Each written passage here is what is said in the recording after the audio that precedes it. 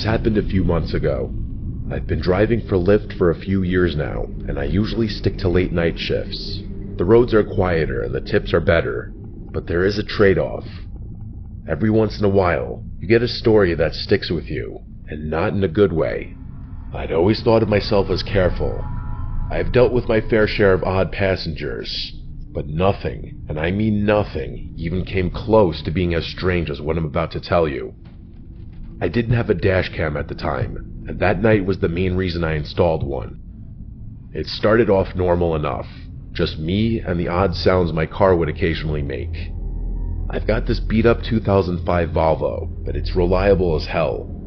The streets were quite literally deserted, which, like I said earlier, I preferred. Sometime after 2 p.m., I got a request from a convenience store nearby. Seemed harmless at first, but for some reason, I got this weird feeling in my gut about it. You ever get that feeling like something's off, but you can't explain why? That's exactly what hit me as I drove up. Before I even saw the guy, I figured out why I was getting that gut feeling. The convenience store I was pulling up to was closed. All the lights were off, and there was not a single car in the lot. As I pulled closer, I saw him. I made sure to drive pretty slowly so I could get a good look at him. He was pacing outside the store, wearing this ratty hoodie that looked like it hadn't seen a washing machine in years. I'm not kidding about that. There was literally a hole in the sleeve. His movements were jerky, like he couldn't stand still, and he kept glancing over his shoulder like he thought someone was after him. If I had to guess, he was on something. I probably should have just canceled the ride and driven away. I even hovered my finger over the cancel button, but I didn't for whatever reason. I unlocked the doors, and he slid into the back seat without a word. I regretted my decision the moment I took my foot off the brake. Most people either scroll on their phones or stare out the window, but not him. He just sat there, staring at me through the rearview mirror, not blinking, not looking away, just staring directly at me. I tried not to stare back, but I couldn't help but catch his eye a couple of times. He looked kind of angry, which was also pretty unsettling. I tried to ignore him and turned on the radio to break the silence. I don't even remember which station I clicked on, but the moment the music started playing, he snapped at me to turn it off. His voice was deep and a little raspy, and I could tell he was a smoker right away. That kinda caught me off guard, and I jerked the steering wheel a little bit. I resisted the urge to look at him in the mirror and just did as he said, gripping the wheel a little tighter. I didn't say anything, and we drove in silence for a while. I thought maybe he'd just sit there quietly until we got to his stop. That's what I was hoping for, at least. But then he spoke. I remember the conversation like it was yesterday. He asked me if I ever picked up someone I shouldn't have. That question hit me like a brick. I let out this awkward laugh and said, "Well, I hope not."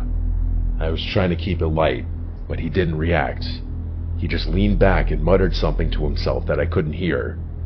Then he started going on about how he used to be an Uber driver and he quit because some punks stole some stuff from his car. He was slurring his words a bit, so I couldn't make out everything he said, but I got the gist of the story for the most part. I looked in the mirror once or twice while he was telling me the story, and I realized he was smiling the whole time, which was incredibly unsettling. A normal person wouldn't smile talking about something like that. He concluded his story by saying, "It's funny how much trust you put in someone sitting right behind you." That comment was what did it for me. I started thinking about him as more of a threat than just a crazy drug addict. Unfortunately, there wasn't much I could do about it. I felt my pulse speed up. I kept my eyes on the road, but my mind was spinning. I glanced at the GPS, focusing on the destination like it was some kind of lifeline, but the guy did not know when to stop talking.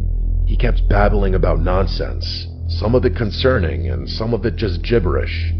I honestly couldn't keep up. Eventually, he started apologizing to someone, although I don't think it was me. He began insinuating that he had just done something awful and that he was a bad person. He kept saying, "I didn't mean it," repeatedly, followed by a few frantic "I'm sorries." I didn't respond, worried that he'd do something if I did. I didn't know what he'd done or what he was capable of, but I wasn't about to find out. We were only a few minutes from his stop when he snapped out of his muttering haze and yelled at me that I had missed the turn. I didn't miss it. The GPS clearly showed we were on track, but I slammed on the brakes anyway, mostly out of fear. He demanded that I pull over, so that's what I did. My hands were shaking at that point. I just wanted the nightmare to be over. As soon as I shifted into park, headlights appeared behind us. It was a police car. I said a silent prayer and watched as it crept down the road, its spotlight briefly sweeping over my car. The guy in my back seat slouched down like he was trying to stay out of sight. I turned my head and saw him lying almost perfectly flat on my back seat with his eyes closed. I whipped my head back around before he saw me, trying to keep my breathing steady. He stayed in that position for a really uncomfortable amount of time. I wanted to ask him to leave, but decided against it. Eventually, he lifted his head and told me I had gotten lucky. Before I had a chance to do anything, he opened my car door and disappeared. I ended up calling my shift short after that. I was shaken up and didn't feel like driving around anymore. It wasn't until a few weeks later that I came across something on my phone that proved how dangerous of a situation I had been in. According to a news article, a convenience store had been robbed on the night I picked up that passenger. It was 2 blocks from where I had picked that guy up. It makes me sick knowing I was inches away from a dangerous criminal who could have harmed me if he had chosen to. I'm a little scared to contact the police about this. I try to avoid law enforcement for various personal reasons I won't get into. I'm not really sure if my report would even help. Either way, I'm much more cautious about who I let in my car.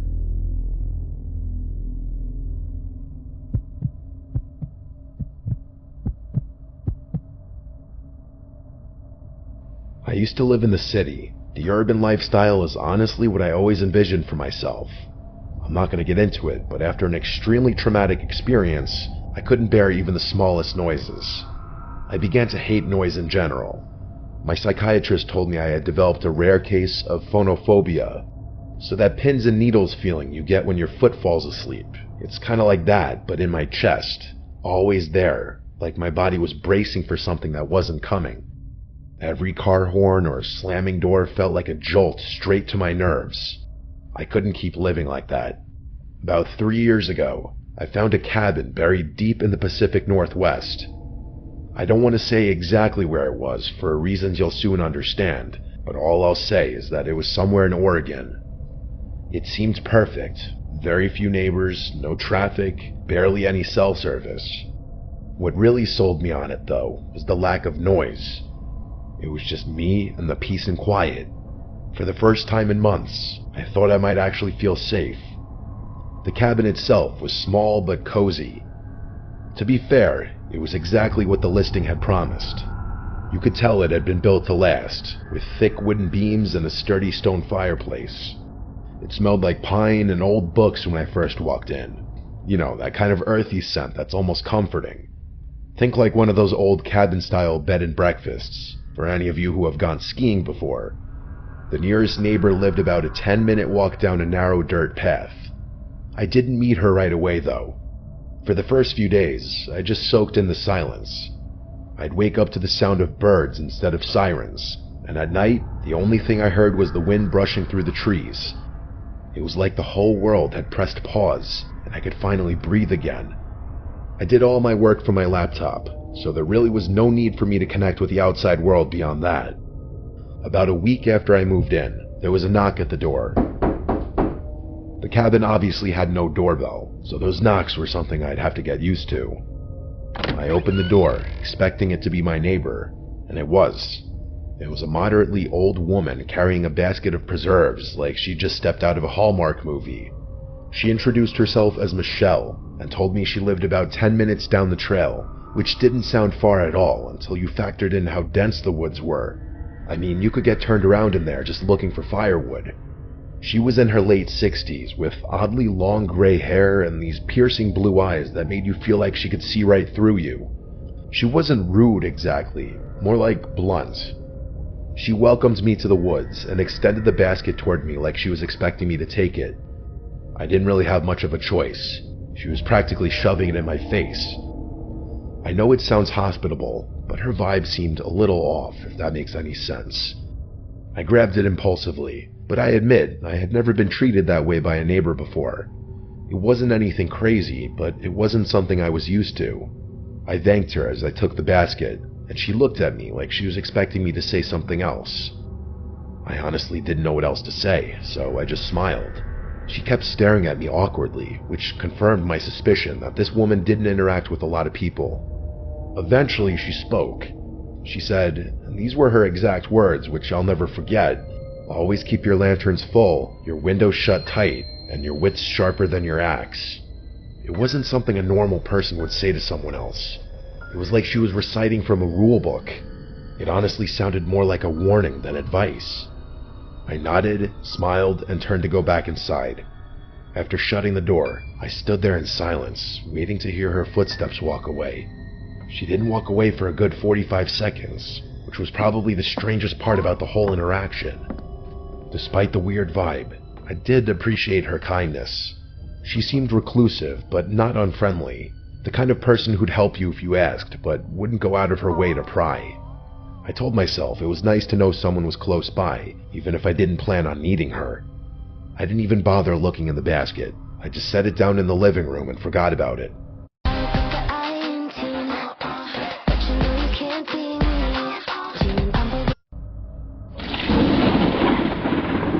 There was a thunderstorm that night, which is extremely rare for Oregon, but it does happen.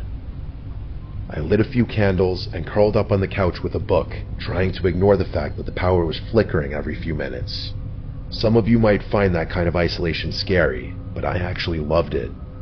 For some reason, my brain wasn't freaked out by the natural sounds of the thunderstorm. It was actually that specific storm which gave me that realization. I listened intently to everything outside, and it was, dare I say, soothing. But of course, that peaceful feeling didn't last. A few hours after the storm started, there was a knock at the door that nearly made me jump out of my skin. I say knock, but it was really more of a banging. It was loud and definitely not natural, like whoever it was didn't care that it was pouring outside. My heart started pounding, and I began to feel that god-awful tingly sensation in my chest. After hesitating for a few seconds, I grabbed a flashlight and got up to check who it was. I looked through the little glass window pane next to the door. It was Michelle, soaked to the bone and clutching a flashlight. I opened the door, and she spoke before I even had a chance to greet her. She blurted out that she saw someone near my woodpile and that I should know about it. I was beyond confused, but her words were incredibly concerning, and that took precedence. I stepped out onto the porch, shining my flashlight into the rain, but I couldn't see anything but trees. I asked her if she was sure, and she nodded. Her eyes kept darting to the woods like she was expecting someone to emerge from it any second. The whole thing was pretty freaky. I kept looking around, but there wasn't much I could make out between the darkness and the chaos of the storm.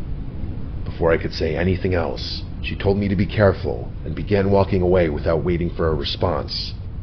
I watched her head back down the path toward her cabin, clearly unfazed by the pouring rain. I stood there until the glow of the flashlight disappeared out of sight, and then I went back inside. The literal second I shut the door, I realized her story was riddled with holes. How could she have seen someone near my woodpile if her house was 10 minutes away? She must have been on my property to begin with. Why the hell would she be snooping around my cabin during a thunderstorm? Was she lying? It didn't sit right with me, but marching over to her house in the middle of a thunderstorm was the last thing I was going to do. Still, I had to do something. I locked up the cabin as securely as I could and sat in my room, listening. The storm started to die down after a while, but I still felt pretty uneasy. A few more hours passed without incident, so I decided that it was probably safe to go to sleep. I can't remember exactly what time it was, but sometime after midnight, I woke up to the sound of a branch snapping just outside my bedroom window. I'm a really light sleeper, so I was 100% positive it was a branch snapping and not something else. I froze in place for a few tense seconds, listening. Eventually, I crept to the window, half hoping I wouldn't see anything. At first, I didn't, but then I spotted her. Michelle. She was standing at the edge of the woods, her body angled away from my house. I could tell it was her because her hair was so long and disheveled. I strained to make out more, but being as there was only moonlight to help me see, it was no use. I saw her beginning to turn around, so I ducked beneath the window before she could catch me looking at her. I stayed crouched there for what felt like forever. When I finally mustered the courage to peek again, she was gone. I genuinely didn't know what to do. I hadn't exactly pegged her as dangerous, just weird. But at that point, I was having second thoughts. It didn't make sense. Why would she try and warn me earlier if she was the one poking around? I didn't sleep for hours. I was pretty dead set on just staying up until sunrise. A few hours passed, and I was starting to get tired. As I finally began letting my guard down, there was a knock at the door. It wasn't like the banging from earlier. It was actually kind of quiet. Still, I wasn't going to get up under any circumstances. The pins and needles started up again as I quietly made my way over to the door. I took an inconspicuous glance through the pane and froze in horror. It wasn't Michelle. It was a burly-looking bald guy with a thick beard. I had to fight every bone in my body not to yell out in fear.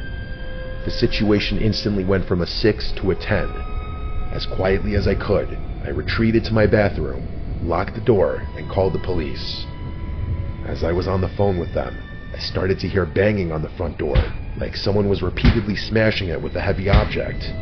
The operator told me help was on the way and instructed me not to hang up. I sat there more terrified than I'd ever been in my entire life. Eventually, the front door gave way, and I heard it crash open. I genuinely thought I was going to die. That man, whoever he was, started smashing things in my cabin. At least, that's what it sounded like. All I could hear was the sound of glass breaking and wood splintering. I didn't dare make a sound. Luckily, that man didn't seem to look for me, because I never heard his footsteps leave the living room.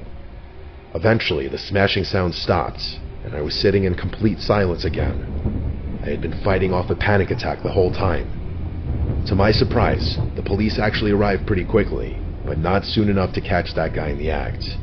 He was long gone. I pleaded with the officers to help me out, but they were downright useless. They did a pathetic search of the surrounding property, but that was it. They wouldn't even agree to search the woods, saying that it was too dense and they were unlikely to find him there anyway.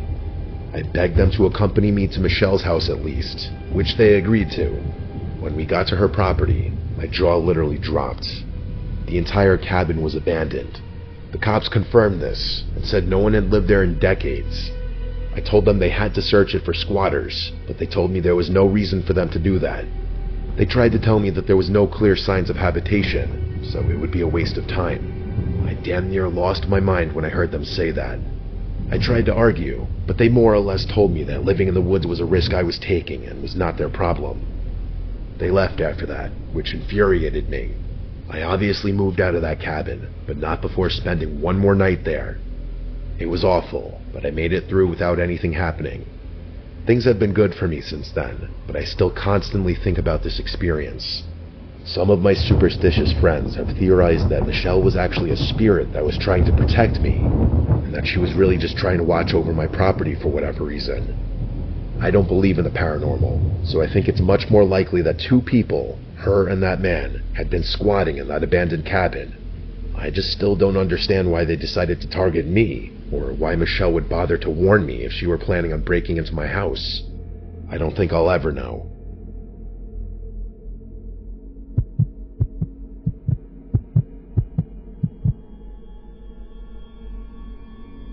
My name is Luke. My girlfriend Catherine and I met 3 years ago as freshmen in college. We go to Stanford, which has been my dream school since I was like 8. Neither of us are from California. Pretty far from it, actually. We're both from Ohio. Her from Cincinnati, and me just outside Columbus. I think that's a big reason we were so attracted to each other. I think people from similar areas are naturally drawn to each other for whatever reason.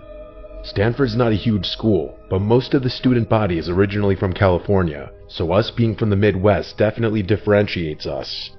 One of the traditions we've created is how we split Christmas between our families.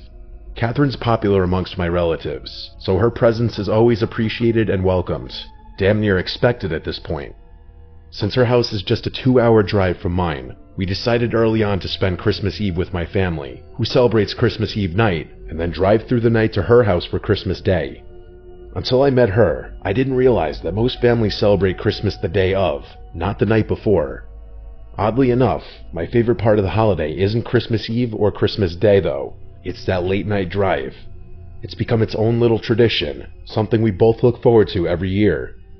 The first time we did it still remains one of my favorite memories with her. Because of where I live, the quickest route from my house to hers doesn't take us on a major highway. Most of the route is quiet back roads, just fields, trees, and the occasional distant farmhouse. It's always really late at night when we do it, so in combination with the secluded route, we rarely encounter any other cars. It feels like the world is asleep, and we have it all to ourselves. Don't laugh, but we always blast Juice WRLD during the drive. His music has been a shared obsession since we met. I know his music is a little cringy, but something about singing the lyrics together is really special. It's like we're in sync. This past Christmas Eve started like any other. After a wholesome night with my entire extended family, we packed up my car around midnight and hit the road. The snow was falling lightly, and the roads were deserted as expected. With the music and heat cranked up, everything felt perfect. That all changed in an instant though. What I'm about to describe to you is still one of the most unsettling things I've ever experienced. Probably the most unsettling thing. I was driving along when the music was interrupted by my phone ringing. I glanced down, a little irritated that I'd be getting a call this late. It was an unknown number. I ignored it without thinking. Probably a scam call. Those things are constant these days. Catherine made a joke about how committed those call center guys must be making calls on Christmas. I laughed in agreement, and that was that. But then, a few minutes later, my phone rang a second time. I again looked down and saw that it was another unknown number, probably the same one as before. I sighed, irritated, but let it go to voicemail. Catherine glanced at me and raised her eyebrow, but didn't say anything. I tilted my phone towards her to show her that it was an unknown number, and she said, "That's so weird," with a confused look. I didn't respond. Instead, just shrugged my shoulders. The music eventually resumed, and I tried to take my mind off the phone calls. But of course, not 2 minutes later, my phone rang again. I was pissed at that point, cursing under my breath as I fumbled wildly for my phone. I snatched it from the console and swiped aggressively across the screen, ready to tell whoever it was to screw off for spamming my phone. I could tell I startled Catherine, as her body tensed up with my sudden movements. In hindsight, I probably overreacted, but I was sick of being harassed. I basically barked hello into the phone with as sharp a tone as I could muster. I expected a scam script to begin, but I was instead met with silence. I turned up the volume in my car and immediately picked up on a faint static coming from the other side of the line. I was about to hang up when a man's voice spoke. The voice didn't belong to anyone I knew. "Hello, Luke." I was so caught off guard I nearly swerved off the road. I couldn't speak. I felt my whole body starting to itch, which always happens to me when I'm nervous. Before I could respond, the man continued. He started reciting personal information, my full name, my address, details about my life that no stranger should know, details that no stranger could know. My mind was racing, trying to make sense of it. I wanted to pull over on the side of the road, but I kept driving like I was in some kind of trance. I considered shouting at him, but decided that anger wasn't the best resource in a situation like this. After he paused for a few tense moments, I finally spoke. I asked him what he wanted in a steady voice, trying to hide the fear I was feeling. The voice paused before delivering the words that made my blood run cold. He said that he wasn't here for me, that he was here for Catherine. Hearing my girlfriend's name was about 100 times more terrifying than hearing my own, and the horrified expression on her face told me that she was just as shocked as I was. I blurted out that I didn't know a Catherine, that he must have the wrong number. The man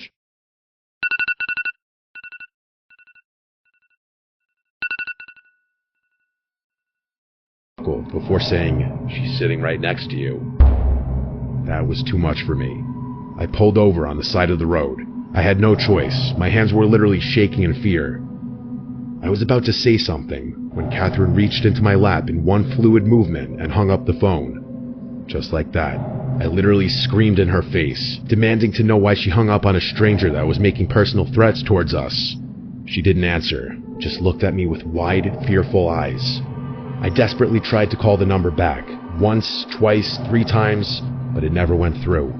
Catherine told me to keep driving, which I ultimately did, but not before questioning her. She told me she was scared, and that I couldn't blame her for hanging up, which I guess was fair. I drove off in silence, but I still couldn't understand why she'd hang up the phone. I don't know whether I was more furious or afraid. Part of me was expecting that number to call back, but after about 10 minutes, I felt like it was increasingly unlikely. At one point, I looked over at Catherine and saw tears in her eyes. She told me she didn't feel safe, which I empathized with. Something in the pit of my stomach gnawed at me, though. Catherine and I had been through enough in our relationship to know that trust didn't always come easily. There had been little things, white lies, half-truths, moments where I caught her being less than honest. I knew I was being paranoid, though. How could she possibly have done anything to do with this? The rest of the drive was silent. I didn't play the music again, and neither of us spoke. My mind was still spinning with a million unanswered questions. Who the hell was that guy? How did he know so much about me? Only my family knew where we were driving that night, and they'd never pull a stunt like this. I was 100% sure of it. I couldn't think of another explanation, though. Even when we finally pulled into Catherine's driveway, I didn't feel much better. It's been almost a month since this happened, and I have yet to get my answers. Neither of our family members were responsible. We asked all of them. Catherine swears she's just as clueless as I am, which leads me to believe the person on the other end of the phone call had sinister intentions. You might think I'm overreacting to a harmless prank, but I'm telling you, other than our family members, there are no people on Earth who knew Catherine and I would be driving that night. I've been really tense ever since. I can't help but brace myself every time my phone rings. I know he's going to call me again eventually. It's just a matter of time.